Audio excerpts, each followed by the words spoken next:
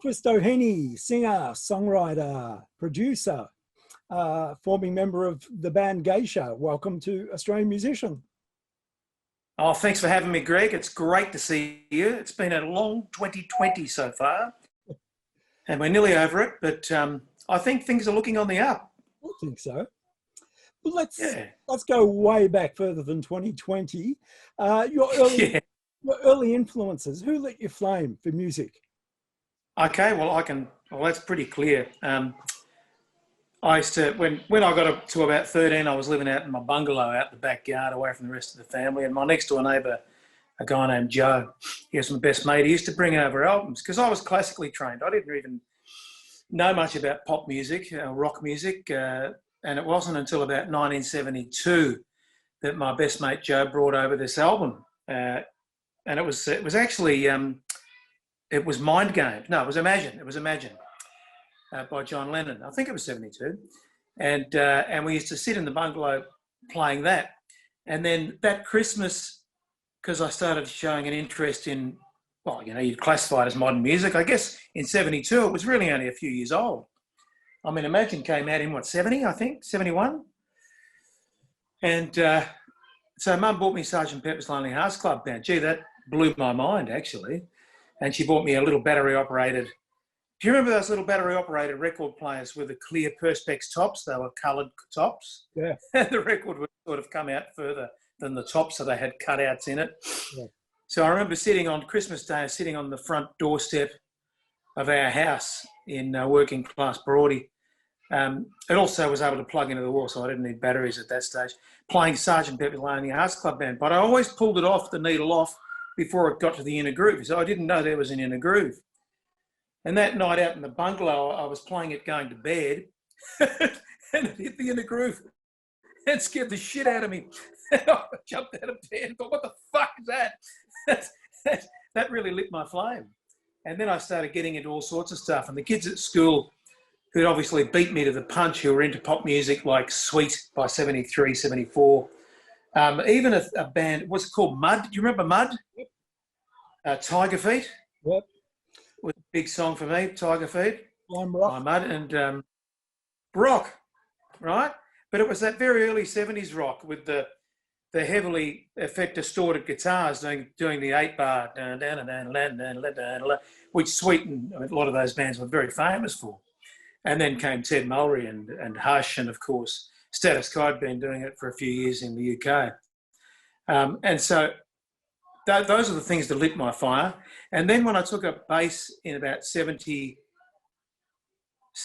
74, because I was already a musician since I was about from the age of 6, I've been studying piano.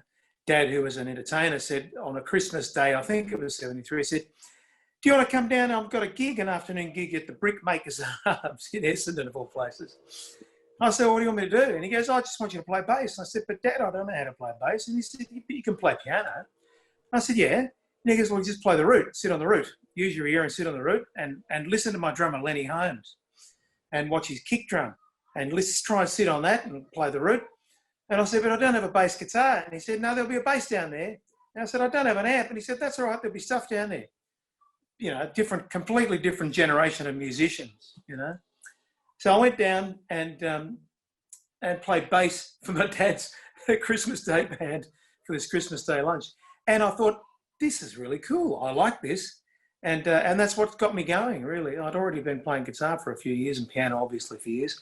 But I jumped on the bass and I found something that I really, really quite enjoyed and went on from there, so to speak. So that's how it all began, and that's what lit my fire. The Beatles, predominantly, but definitely early to mid-70s rock.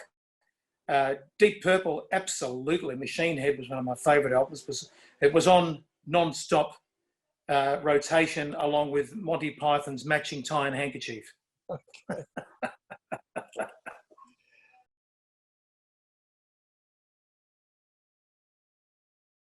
Of course, the band that made a name for you was GEISHA.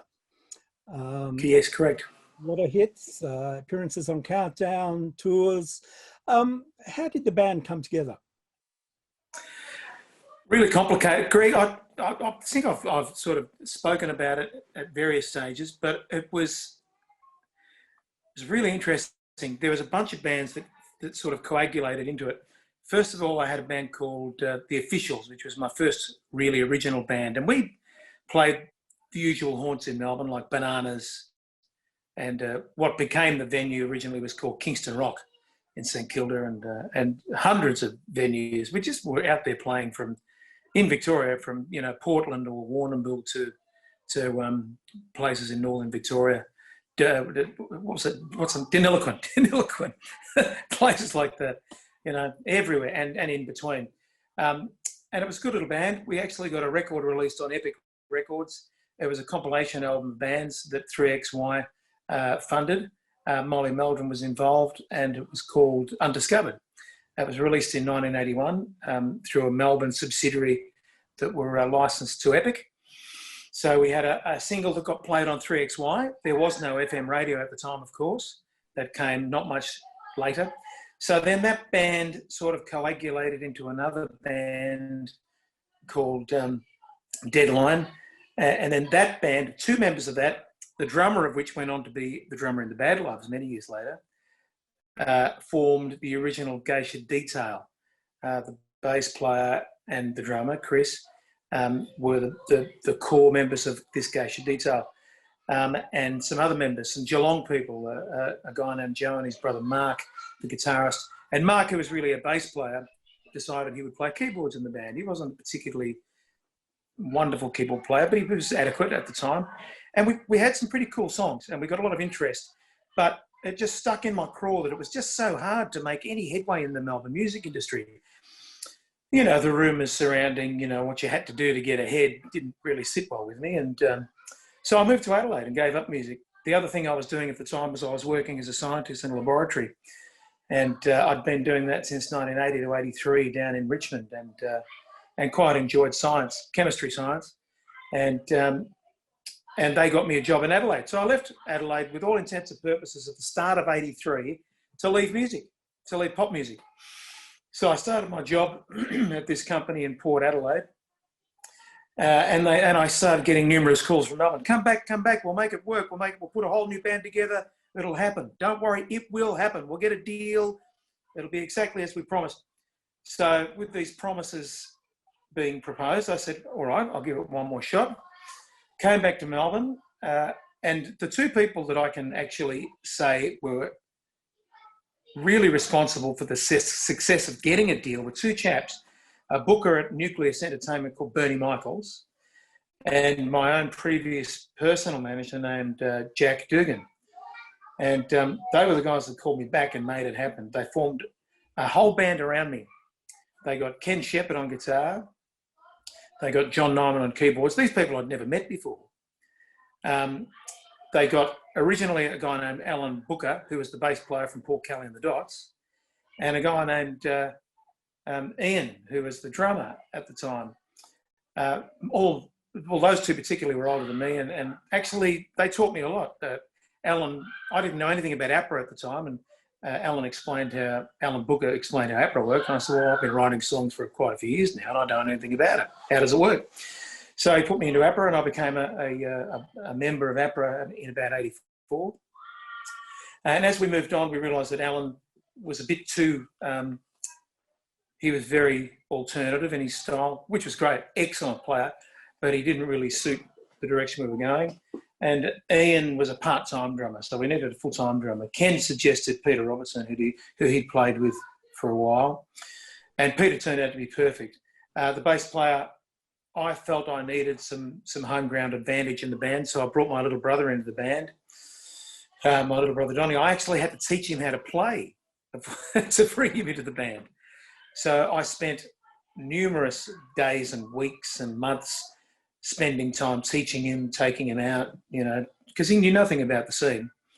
And eventually it became GEISHA Detail. Then, just as we were signed up to EMI, there was a war between EMI and Warner Brothers at the time. We were nearly signed to Warner Brothers, WEA. And this was 84, mid-84, I'd say. And Michael Matthews asked, you remember Steve Copeland? He was somehow hanging around with Michael Matthews. Yeah. And Peter Dawkins. So eventually we went with EMI, and as soon as we'd put ink to the pen, luckily, I was looked after by the head of Nucleus Entertainment, a guy named Zev Isaac, who was also a lawyer, a music lawyer, and signed a very, very good record contract for me, which returned all my copyright to me after 10 years, and did the same for my publishing. So they came, signed us, and as soon as before the ink was even dry, there was a letter, a lawyer's letter saying, you can't use the name GEISHA Detail. The old members had run off and registered the name. So we thought, what the fuck are we going to do? They wanted $30,000, believe it or not. And I'm thinking, $30,000, where are we going to get $30,000 from? You know, the record company advance is like $15,000, and we've got to, you know, put that into debt and split it up between 5 guys. You know, it's ridiculous. So we just said, oh, we'll just change the name. We dropped the Detail and became GEISHA and registered that. And that's how we became GEISHA. Yeah. Of course, you went on to have some great hits. The one that stood out to me was Kabuki, I remember seeing on Countdown. Tell me about those days. What are your favourite memories? Well, oh, mate, well, it was a really good time. I mean, obviously it was a fantastic time because we hadn't really broken nationally. But we were quite a big deal in Melbourne, and especially after Fool's Way came out. I think it was released February 1985. We'd made this amazing clip with Carl Steinberg, a director, and of course they made me look $1 million. They made me look 6 foot tall and really handsome, which of course I'm not. Certainly not 6 foot tall. And the makeup, you know, I had this amazing tan. And so people were very surprised when I was only, you know, 5'8" and very pale. But anyway, they still liked it. They still liked the band and came to see us. Fool's Way went really well. We released Rainy Day. We did well in Melbourne. Still couldn't break it nationally. But we were doing well in Adelaide. So we were doing gigs in Adelaide, and we started recording an album in Sydney. And I asked for Peter Dawkins to produce it, even though he was CEO of the company and technically not supposed to be producing any of the acts that he'd signed. He said he'd do it, and I thought that would be a good idea, A, because I thought he was a great producer, and B, because it was very likely that we'd get a great deal, you know, because he was the CEO of the company. It turned out great because he brought on Richard Lush, who's the Beatles engineer, to engineer the album. So in the middle of recording an album, we were flown to Adelaide, where Fool's Way and Rainy Day had gone through the roof in Adelaide. So on a weekend, they'd booked a couple of gigs for us at a place called The Rocks. And we went over there. The place was jam-packed. I mean, thousands of people were in this place and thousands of people outside, much bigger than Melbourne, Adelaide, which blew my mind. And for some reason, we took a Tarago back to Melbourne first.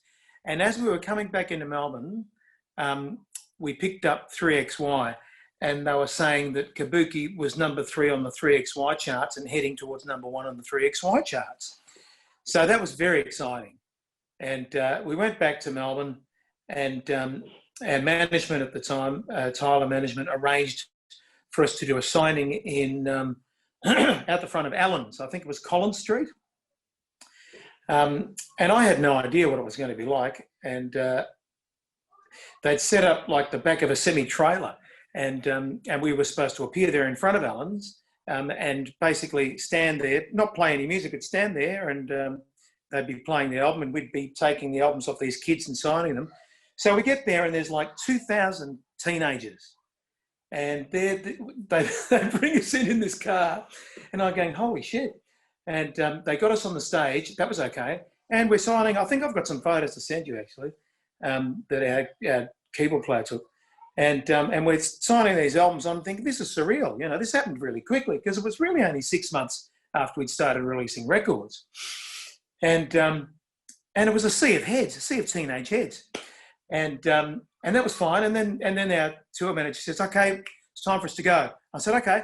So we pile into, I suppose it was a limousine. I can't remember, but I do remember that we couldn't get out. And not only that, but kids were jumping on the roof, and the roof was caving in on us. Yeah. And that's the first time I started to get really scared. I thought, fuck, you know, how do we get out of here? You know, this is starting to get a bit frightening. Eventually, we did get out of there, and there was a little twist in my mind about fame and what it really meant, and things changed from there on. I think the second half of '85, my mum kept ringing me saying, "There's girls knocking on the door all the time, Chris. You know, they want to meet you." And I'm going, "Mum, stop entertaining them. She's taking them in, giving them scones and tea." And my little flat in Richmond, I have this great little flat in Richmond, on Richmond Hill, Sherwood Street, just behind the pub there, and it overlooked the city and overlooked MCG. I have a little third floor flat, only 3 stories, but a great window looking over the city. And I'd come out of my flat to check my letterbox, and there'd always be 3 schoolgirls sitting there with their autograph stuff. And I'm going, this is getting really weird now, you know? So it started to get really weird. And I guess I never really thought about it. I thought as a teenager, hey, wouldn't it be cool to have girls chasing you around? Hey, wouldn't that be great as a red-blooded heterosexual young boy? But the reality is quite different. But nonetheless, fond memories. Yeah. There have been many incarnations of geisha throughout the years, and They have, yeah. you also moved into solo material. I wanted to cover as much ground as we can. One of the other things that you're very famous for is More Than a Game, the Footy show theme.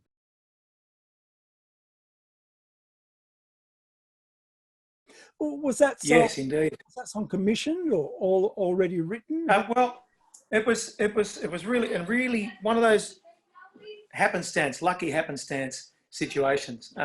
Greg, the producer Harvey Silver, he's Silverstein actually. Harvey Silver's his stage name, I guess. His brother was a music film director, and he put together a proposition for Fool's Way. So Selleck was his name, Selleck Silverstein. And I quite liked his idea, but we ended up going with Carl. So obviously Harvey was a geisha fan and then went on to work at Channel 9 quite a bit as a successful producer and director.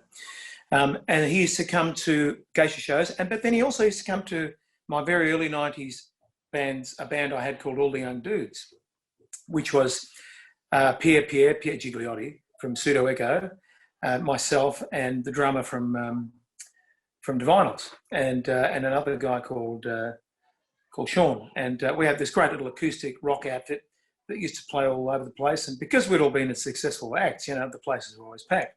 So Harvey used to come down, and he brought this guy with him who was a musician himself. And they used to come and talk to me all the time. And then one day in about late 1993, they said, look, Harvey's got this idea. I've got this idea, Harvey said, for a show. We're going to make a pilot for a sports show, a footy show, for Channel 9. I'm going to propose it. We've got the funds to do a pilot. I've got Eddie McGuire. And I said, who?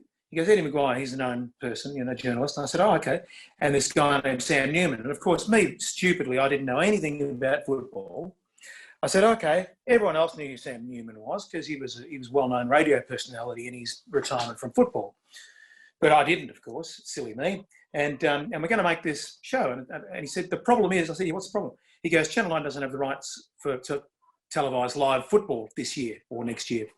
I said, oh, so it's going to be a footy show without the footy. He said, yeah.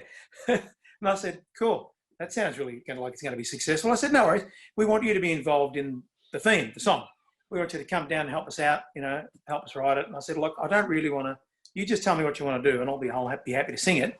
I ended up helping them write it. I come up with the chorus melody. But Harvey had a very, very strong idea of exactly how he wanted it. He wanted it to be original, but alluding to Eye of the Tiger and Playing to Win by LRB. You know what I mean? Like something with that sort of anthemic quality and up-tempo and, you know, uplifting and, you know, get the blood pumping. And so he invited me over to a session in Elsternwick, which was actually Josh Abrams' studio. You know, Josh Abrams, Addicted to Bass, that DJ. And he was a very talented producer and writer himself. And so we basically nutted out the song there and did a demo version of it.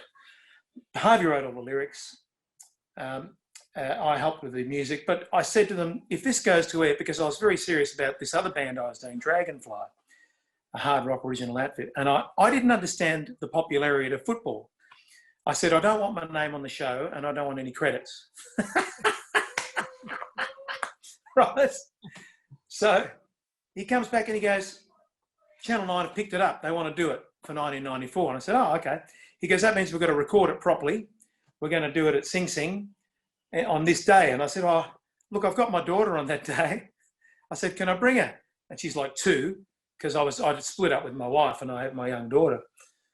So he goes, no worries. Look, we've got the backup vocalist is this girl and she's really good with kids. She'll look after her if she has to while you're doing the vocal. I said, okay. So I went down to Sing Sing and started doing the vocal. And they said, stop. Look, your daughter wants to be in the room with you. And I said, oh, okay. I'd never had to go through this sort of thing before, right? Having a child in the studio. She was as good as gold. The backup vocalist brought in a little table behind me in the vocal booth with some Play-Doh and stuff.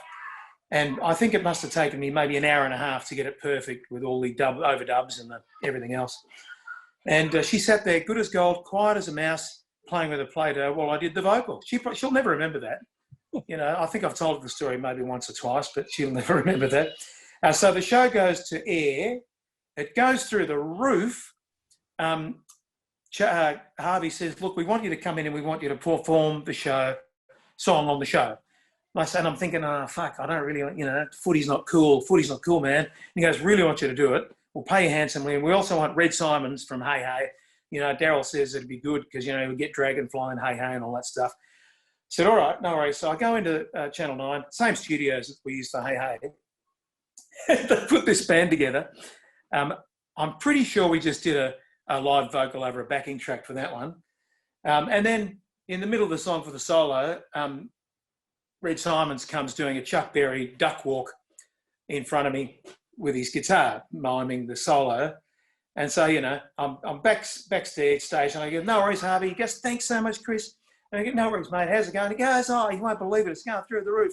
And in the green room, which is the same green rooms for Hey Hey Saturday, said, the ratings are so high that the Sydney Footy show are taking credit for it. And I said, what do you mean? And he goes, because there's the big knobs are in Sydney, right? Even at Channel 9, the big knobs are in Sydney. And so he goes, we can't get anything out of them. Even though our show's rating, they're claiming that it's all because of Sydney's Footy show. I go, fuck, that doesn't sound very fair.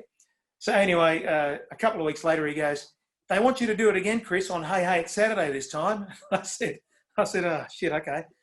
All right, no worries. So within a few days, EMI got in touch with me, Michael Matthews. He said, look, mate, this is going through the roof. We really need you to release this as a solo single. I said, mate, I don't know that I want to do that. And he goes, no, you don't understand. This will really sell. I said, really? And he goes, yeah, okay. But look, can you just have my name in really small letters on the single and have more than a game big? And he goes, all right, that's the concession we'll make, right? How stupid was I? So the single comes out. It's got a tiny Chris Doheny at the top, big more than a game splashed on it with the show logo. It sold shitloads, and because even though I didn't want my name, I did have a cut. I made a lot of money out of it over the course of the history of the show, because it's been on a gazillion compilation albums as well. And then after that, I sheepishly went to Harvey and I said, this is at the end of '94, because Harvey said, they've given us another 4 years contract to do the show. I said, oh, that's great. I said, look, mate, do you reckon I could get a credit on the show now?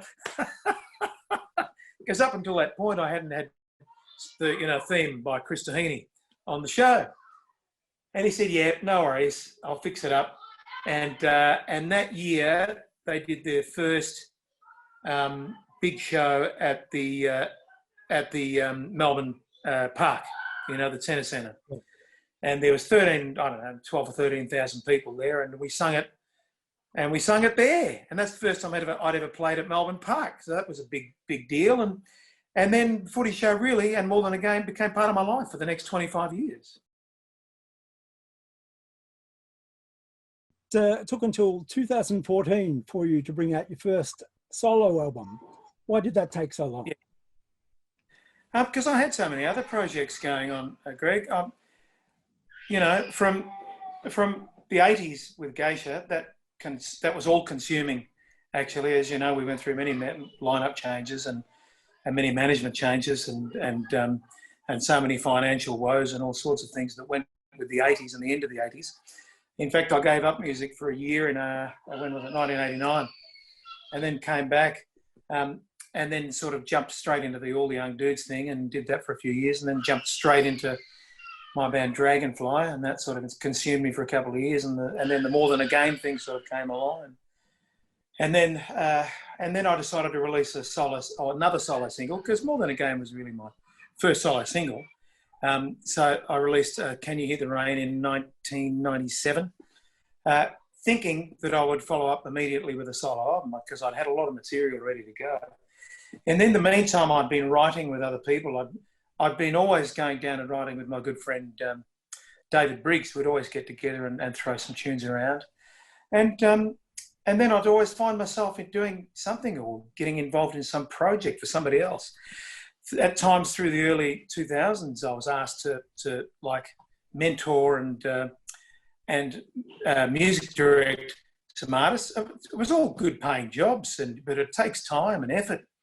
I even tried producing some artists, and that once again takes time and effort. And, you know, because as we progressed out of the game plan that we knew, which was the music industry, as it changed with the advent of the internet, and as we watched the demise of our old structure crumble, and we started moving into a new structure, that's what it was. So I found myself setting up my own label now that I'd procured my own copyright back, and started thinking about re-releasing product.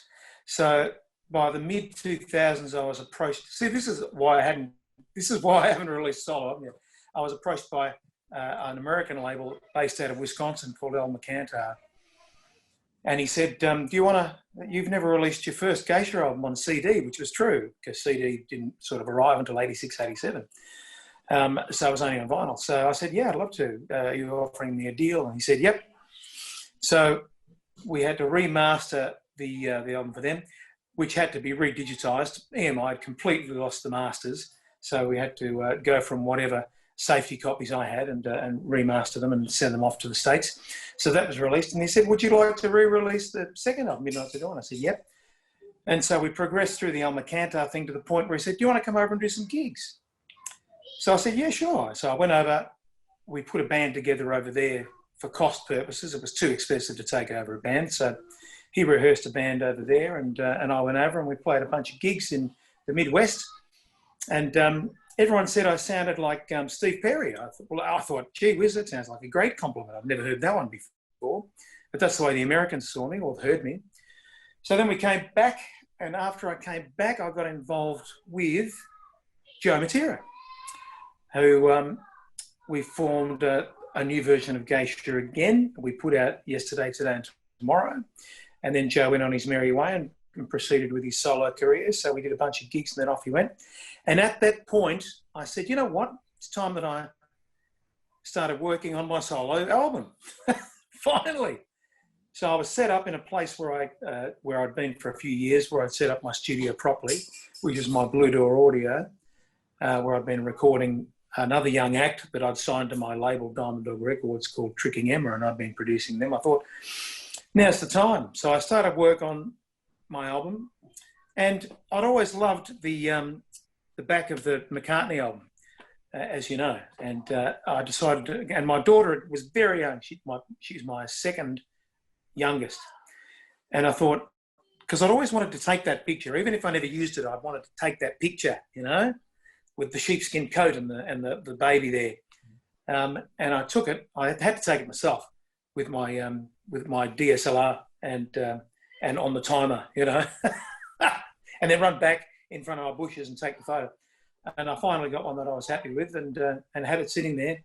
And then when I finished the album, I thought that'll make a great album cover. So I asked my brother to mock it up to look like McCartney, even the font of Doheny to look a bit like McCartney.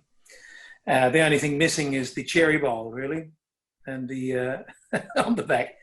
So I was very happy to get that out, and I'm still pleased with it. I listen back to it a lot and think, no, I'm really happy I did that, because there was no input. I didn't have people telling me what it should be or what it should sound like. That's just me, 100%. I didn't, you know what I mean? I didn't have another outside record company going, no, what are you doing there? You should do this. It was completely unadulterated me. So I'm so glad that's out there. And 5 years, you know, great. Explain the connection between Julian Assange and yourself.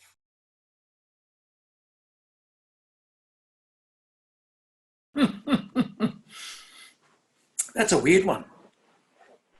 I don't have any connection to Julian apart from this. I was approached by, as I quite often did, I've had quite a varied career, my friend. As you know, I've been involved with things like the film The Castle and The Degeneration and The Late Show through my friend Craig Harneth, who was in Dragonfly with me. Craig did a lot of musical work for those guys, Rob Sitch and the rest of the crew.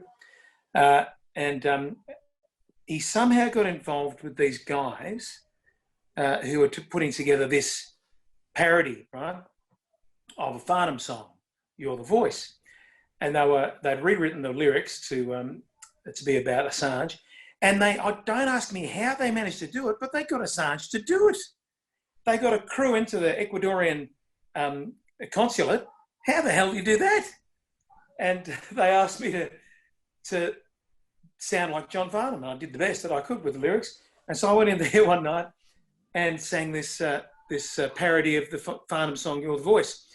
And then the next thing, I'm getting all these emails from people saying, you did the vocal for Julian Assange, that's fantastic. Or alternatively, they'd say, how dare you do that for Julian Assange? So, you know, it was a bit polarizing, that's for sure. And there's still a lot of people that haven't got a clue that I voiced it. And I don't know whether that's a good thing or a bad thing, to be perfectly honest, Greg. Oh, shit. But that's how it came about. Okay, let me throw some more names at you. Slow release syndrome.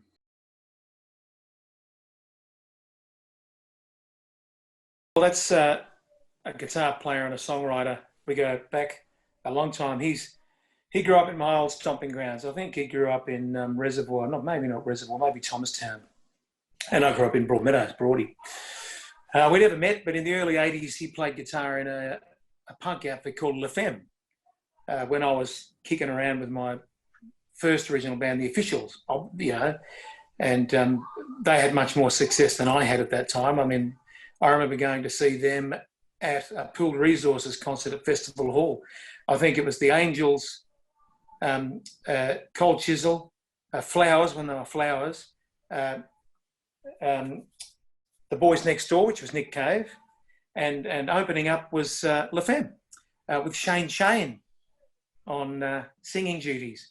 I think that's the first time anyone used like two names as their name, Shane. Duran came after that, I think. I think that was about 1980. So then I met up with Sean 8 years ago. I needed a guitar player for a show over in Western Australia at the last minute, and I got Sean's number. I'd met him before. He was playing in a cover band called 2120, and I was doing an acoustic set at the Star Bar in South Melbourne for them, and he seemed like a really nice guy. So I said, yeah, I'll give him a call. So we spent a lot of time drinking scotch on interchange airports, waiting for planes and talking, and so we got together and started writing some tunes and started putting together this outfit called Slow Release Syndrome. We've released 3 songs and they're out there. But as the name suggests, there's no hurry. You know, we just get together whenever we can and put out a record. They'll be going on my volumes, which I will be talking about at some stage over the course of the next 20 minutes or whatever that we're talking. But that's Sean and Slow Release Syndrome. I let him pretty much take control of that. I take my hands off the production side of things and really just put the writing in and, of course, the vocals. So yeah, no, that's good. I enjoy that. It's a different role I play in that. Yeah. Not as much hands-on. Now, the one Demolition Crew.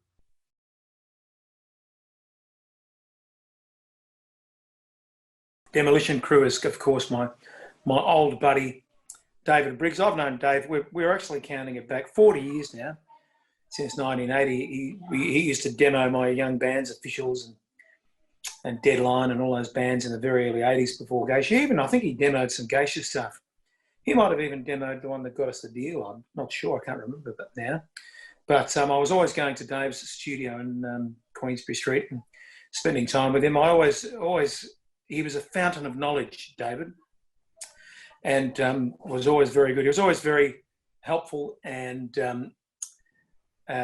very good at, pushing me. So we started recording some stuff over the last 10 years or possibly even more. And then I said to him, look, I've got a label now. Why don't we start putting this stuff out?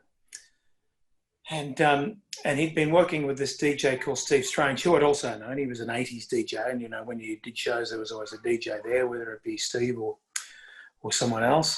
So I knew Steve. And so the three of us, the two of them said, we've already got a name for it. And I said, what do you want to call it? They said, we want to call it the Demolition Crew. I said, okay, but I think there's already a Demolition Crew. And they said, yeah, no, in Australia there isn't. I said, okay. So we started producing, writing, and putting out these songs through my label, Diamond Dog Records. And they're totally different to anything that I would personally make myself, which is great. I think a lot of the groove content comes from our DJ, Steve, and a lot of the production values come from David, of course. And Dave's he's obsessive compulsive in his perfectionism.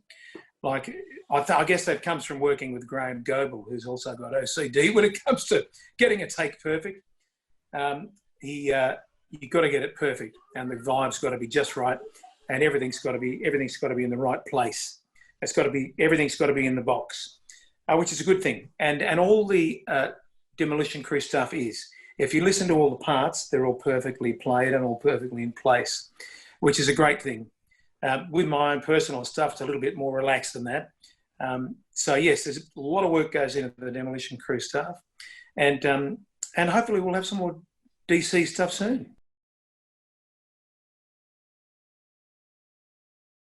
Your main thing now is getting your Diamond Dog Records website in order, and you've got heaps of releases coming out. One of the things is Chris Doheny discography volumes 1, 2, 3, and 4. Absolutely.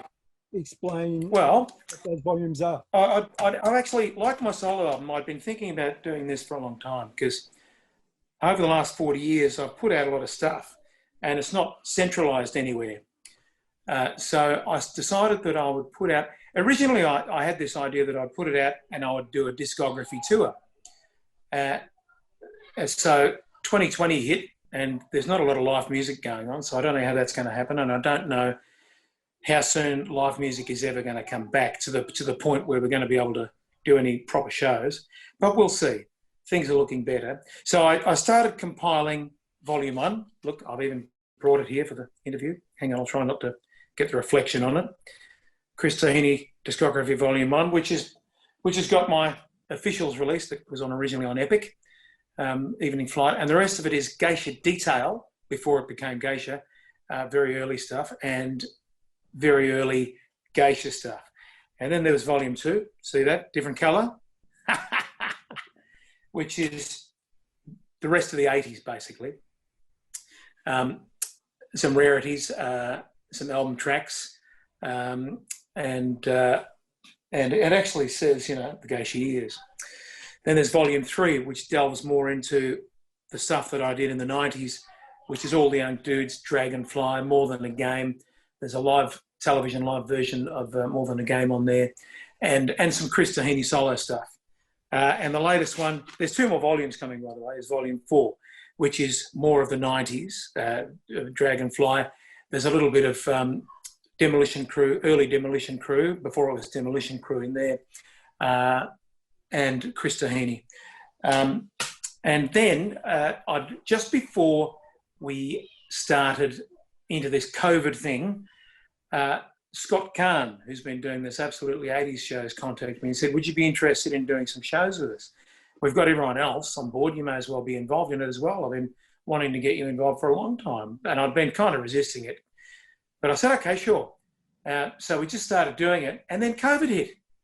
So that's on the back burner. But then he came to me and said, look, I've got this license deal with a company called CoStar. We'd like to put out some of your stuff. What would you like to do? And I said, well, I've already been putting out my stuff. And he said, well, could you put out something that'll just be for my label, CoStar? And I said, well, what about some extended mixes? And I said, okay, well, if you put it all together, I'll send you the masters and you can do it. So we put out GEISHA, the extended mixes with Diamond Dog Records and CoStar, his label. So this year has been quite productive in some ways. We've been putting out a lot of product. Yeah. There's a live album too, a collection of live performances. Ta-da! Doheny too. Same picture. The child's just 5 years older. So it's 10 live television performances from things like Hey Hey It's Saturday, the midday show, Steve Vizard show. Fantastic, really good, all nicely digitally mastered. Great bands, of course, brilliant bands, and me singing classic covers, everything from Badfinger to John Sebastian. So, you know, really good old tunes. What are you most proud of in your career? Gee whiz, on a professional level, everything. I've wandered down a path and come to a fork so many times. And I'd hate to say that I took the wrong turn. Whatever turn I've taken, it's always led me somewhere where I've been able to be creative and do something creative and create something and make something new. So, look, the thing I'm most proud of is to still be here making music, still being able to make a living out of it in this day and age, at my age, and to be able to have sustained a career since 1975 that's allowed me to do what I've done and to create and release and have been signed to some major record labels over the years and basically have a legacy to leave behind me. I should say my children, but yes, on a professional level, I'm most proud of having a legacy to leave behind, I guess. Right, Chris, it's been great to chat. Thanks for your time. Always a pleasure, Greg. It's always a pleasure. Thank you so much.